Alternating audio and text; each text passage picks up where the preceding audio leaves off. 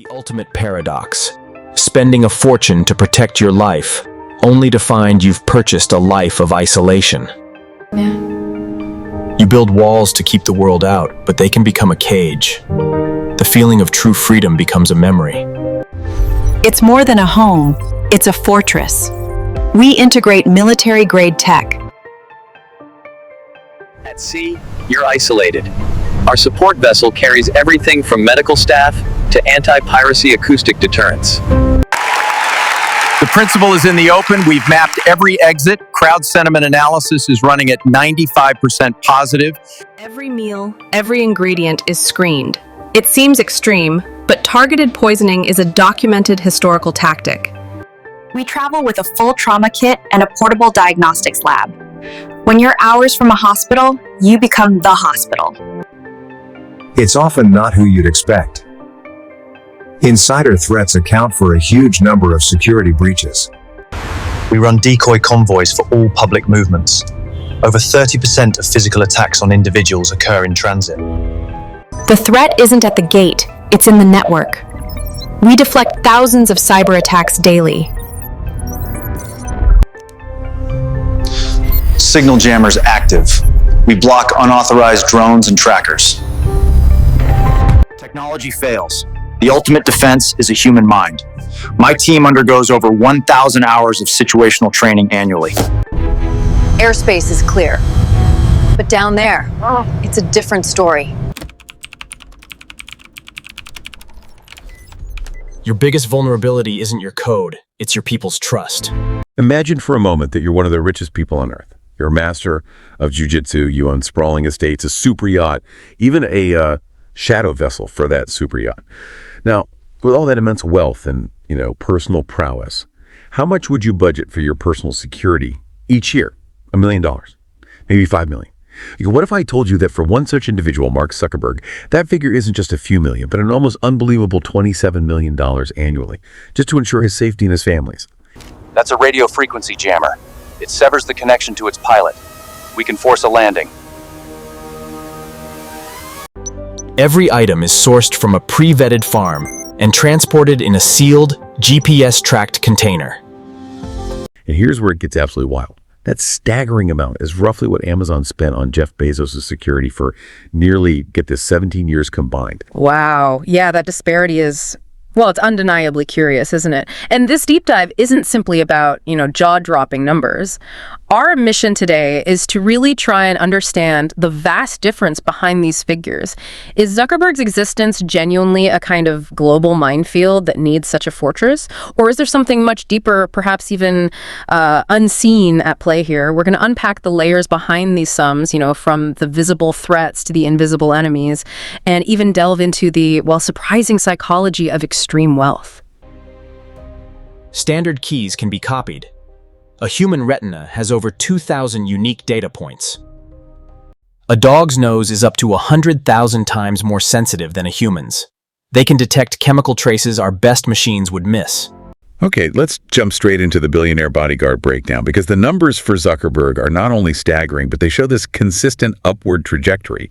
Meta's security bill for its CEO and family keeps climbing. It jumped from a reported $24 million the previous year to that $27 million recently. Mm-hmm. And remember, back in 2021, the company spent a record $26.8 million. Right. That figure broke down into over $15 million just for personal security, plus another $10 million in pre-tax allowances.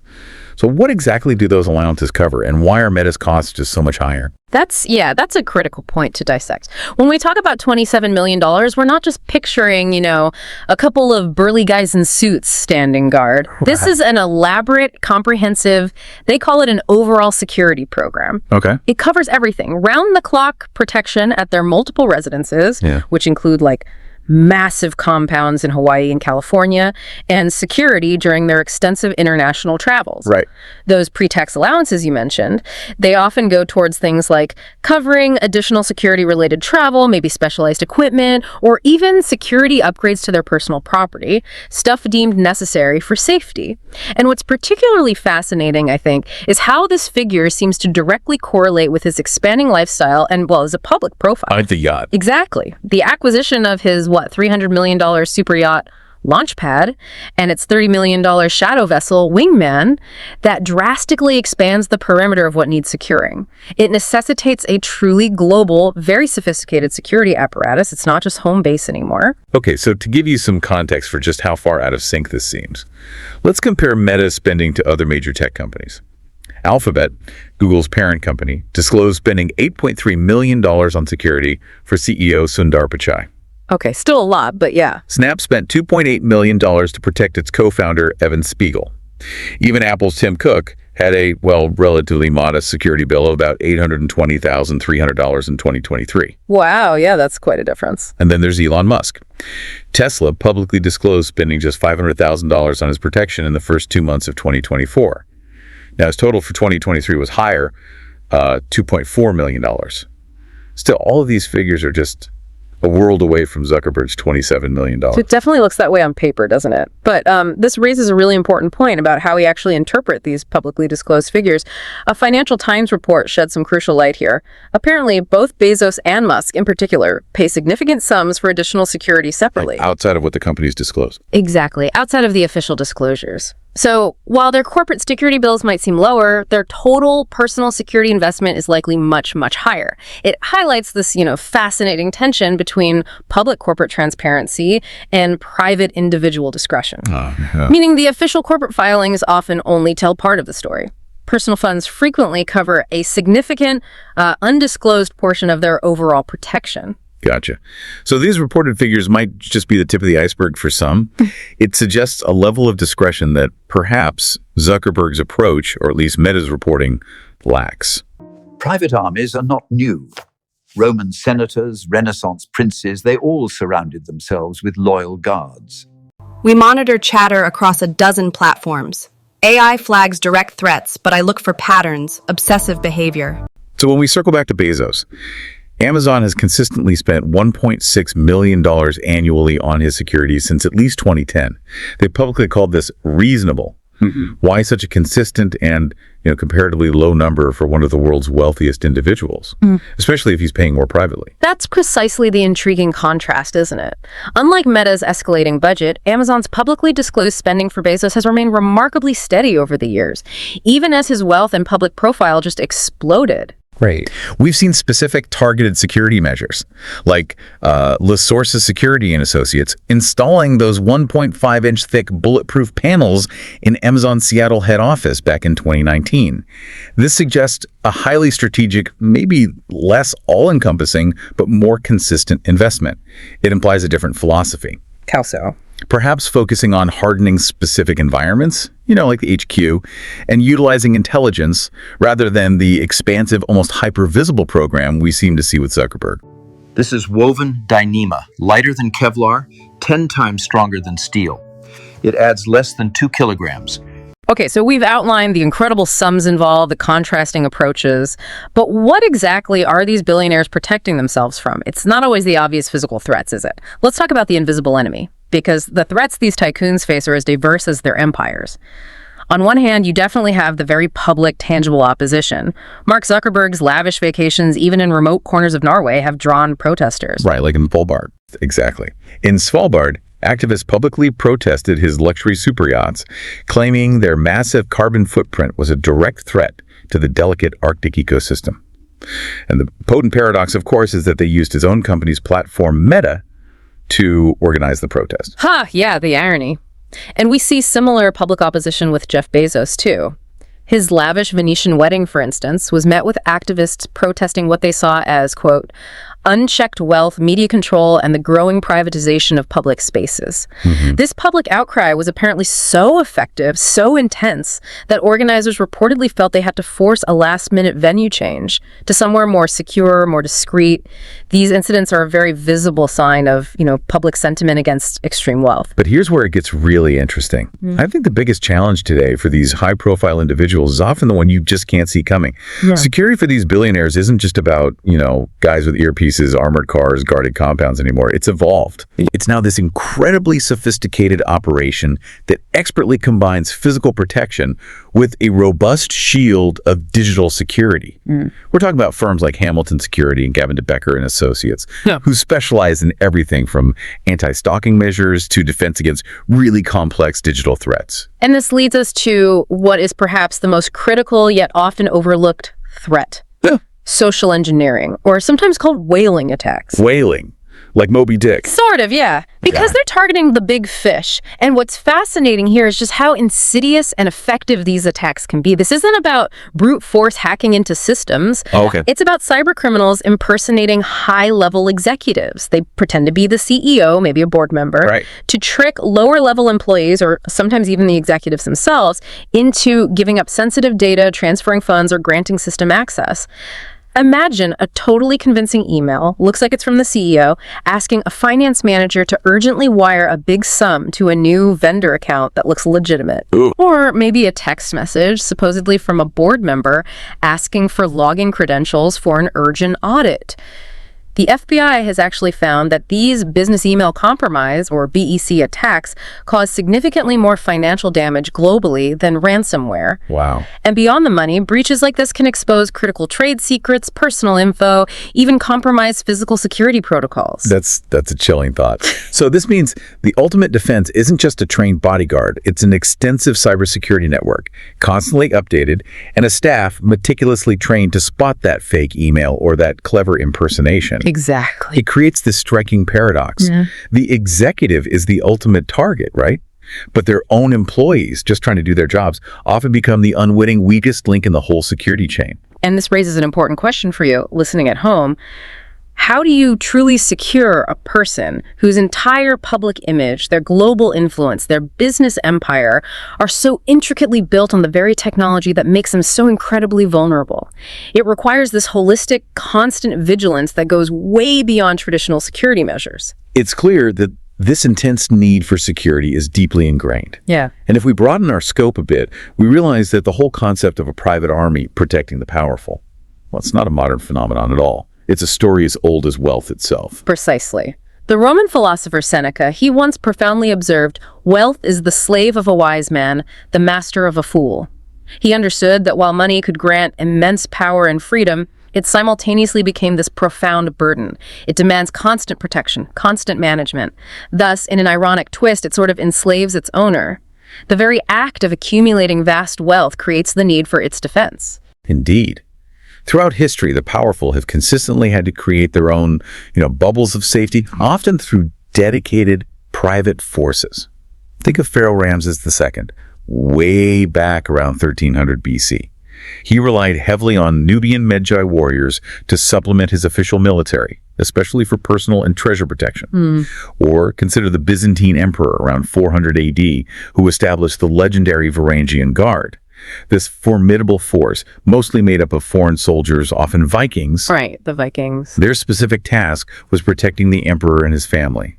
Even the famed samurai of feudal Japan, while serving their lords, essentially functioned as highly skilled private security for regional warlords and wealthy subjects, ensuring loyalty and physical protection in a pretty tumultuous era. And this trend just seamlessly continued right into the industrial age, although, in new forms. The famed Pinkerton private security firm, established 1850 in the U.S., initially focused on detective work, but then started providing armed guards for businesses, strike breakers, basically private military contractors for corporations. Right. Henry Ford, for example, was a pioneer in using extensive private security forces, not just for his personal safety, but to protect his sprawling factories from striking workers, saboteurs, other perceived threats. It highlights that evolution from just personal protection to, industrial defense. So when we look at this long historical arc, what does this all mean for us today? Is the only fundamental difference that our modern emperors are tech billionaires, and their empires are built not on land or physical resources, but on this equally immense and valuable landscape of data, technology, and public perception. It seems the principle of insulating extreme wealth remains strikingly consistent, doesn't it? Yeah. Okay, let's turn to the psychology of the bubble, because here's a truly, shocking possibility. These extreme security costs might not just be a rational response to threats. they could be a symptom of a deeper, maybe more insidious psychological phenomenon that often accompanies immense wealth and, frankly, unchecked power. This is where human behavior becomes incredibly revealing. Researchers at UC Berkeley did this fascinating experiment using a rigged game of Monopoly. Oh, I think I heard about this. Yeah. One player was randomly assigned rich status, started with twice the money, rolled 2 dice instead of 1. Simple advantages. They found the rich players quickly began to behave more dominantly. They'd audibly smack the board with their game pieces, take up more physical space, eat more pretzels from a shared bowl, show less compassion for the poor players, and crucially, they began to genuinely feel their success was entirely earned through their skill. Not because the system was rigged in their favor. Wow. Their perception of reality literally shifted based on their privileged position in the game. That small-scale experiment really reflects something Douglas Rushkoff observed firsthand. He details it in his book, Survival of the Richest. He calls it a kind of tech bro mindset. Rushkoff recounts meeting a group of billionaires who, despite their unimaginable wealth and control, paradoxically felt utterly powerless. They weren't talking business ventures. They were genuinely seeking guidance on how to survive the event of future societal collapse that, they vaguely sensed they might be contributing to. Right. It's this bizarre blend of paranoia and privilege. Their wealth becomes the primary tool for self-preservation in a world they perceive as failing. And what's truly unsettling here is Rushkoff's argument that this hyper-individualist perspective has created this profound feedback loop. These entrepreneurs believe they can leverage technology and their vast financial resources to create a kind of structural escape. An escape from the very societal problems they helped externalize onto the rest of us. A structural escape? Yeah. What does that mean exactly? He vividly describes it as a belief that you can, quote, use exponential growth to outrun the devastation you're leaving in your wake. It's like this desire to build a personal ark, to float above the flood that, in part, they helped create. That's the central paradox, isn't it? The very people creating technologies that arguably destabilize society, disrupt traditional industries, contribute to widening wealth gaps. They're the same ones now pouring millions into insulating themselves and their families from the potential consequences of that very disruption. Exactly. It paints this picture of extreme isolation fueled by wealth. Which brings us neatly to the great debate. Are these exorbitant security costs a truly necessary business expense for these individuals? Or are they a profound symptom of a broken system? Well, there's a very compelling argument that these are a core, unavoidable operational cost. Firms like La Source's Security, Hamilton Security, they exist because genuine high-stakes risks are real. We're talking credible threats, kidnapping, extortion, targeted violence, even corporate espionage. Right. For individuals with such immense public profiles and influence, the risk matrix is just incredibly complex and severe. Investing in robust security is simply pragmatic. It's mitigating very real dangers. And from a legal standpoint, it's not just a personal choice, is it? Companies have a clear fiduciary duty to protect their key executives. Absolutely. A failure to adequately safeguard a CEO or founder could lead to significant shareholder lawsuits, damage the company's reputation, its financial standing. It becomes a critical element of corporate governance in this high-stakes environment. Totally agree. However, the counter-argument is equally potent, and I think critically important to consider. This perspective suggests that this extreme level of private security is a direct result and a profound symptom of income inequality that now rivals the Gilded Age. Explain that. The argument is that extreme wealth concentration, by its nature, destabilizes society. It creates the very conditions, economic desperation, social resentment, perceived injustice, that necessitate these vast private armies in the first place. Okay.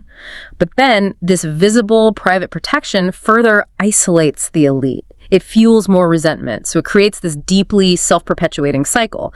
The security is both a response to the problem and an exacerbator of the problem. That's a powerful and deeply unsettling point. Journalist Aon Higgins, in his book Owned, takes this concept even further.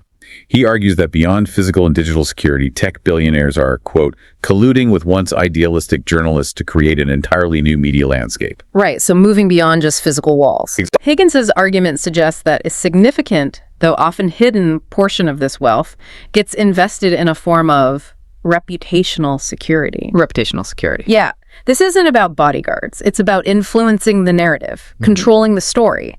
This includes funding their own media platforms, aligning with and financially supporting allied journalists, basically establishing an infrastructure to effectively censor critics, shape public perception, and further their own business interests and maybe even, quote, personal vendettas. Without significant public scrutiny or challenge. Precisely. It's a sophisticated effort to control information itself. Wow. Okay, that's truly a shocking twist. This raises an important question then. The ultimate security threat for these individuals isn't just physical, nor is it purely digital. It seems it's also a battle for control of the narrative itself, a battle for public perception, maybe even the very fabric of truth. So we began this deep dive with what seemed like a simple question about the monetary cost of security. But as we've peeled back the layers, we've seen it's about so much more. It touches on fascinating trends in global finance, the ever-evolving, increasingly complex nature of modern threats, the profound psychological toll of extreme privilege, and the historical, almost cyclical struggle between the powerful and the populace. Yeah. You know, the Enlightenment philosopher Voltaire once cautioned, don't think money does everything or you are going to end up doing everything for money. The irony here feels profound. In their relentless quest to control everything with money, from their public image to their physical safety, these titans may have inadvertently lost their most basic freedom. Which is? The freedom to simply exist in the world without the constant presence of a fortress, without this constant battle for their perception and safety. Exactly. All the security, the bodyguards, the bulletproof glass, the private jets, the superyachts, they may not ultimately be protecting these billionaires from the world, but rather protecting them from the very consequences of the world they've so profoundly helped to create and reshape. Yeah. If we connect this to the bigger picture, the elaborate bubble these billionaires construct around themselves might look like ultimate protection, ultimate freedom. But what if it's actually a gilded cage? And the final, most expensive joke is on the one paying millions and millions to be locked inside it. It really makes you wonder, doesn't it? What does true security really mean for any of us, regardless of our wealth?